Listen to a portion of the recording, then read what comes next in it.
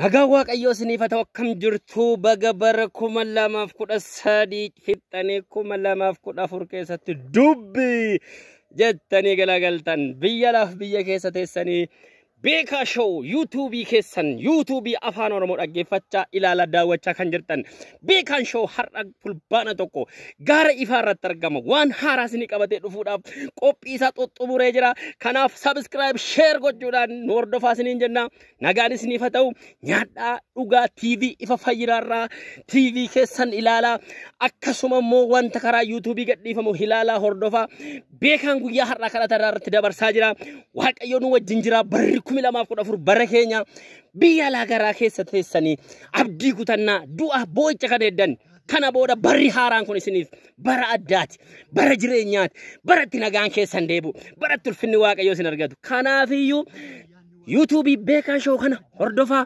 tajaajilan Waaqayyoo ergamaa geetaawwan kennan karaa YouTube haa ta'u karaa TV fayyinaa ta'u hordofaa isiniin jenna Waaqayyoon keenya isin haa eebbisu nagaa Waaqayyootti oolaa nagaan oolaa Amen. Shalom.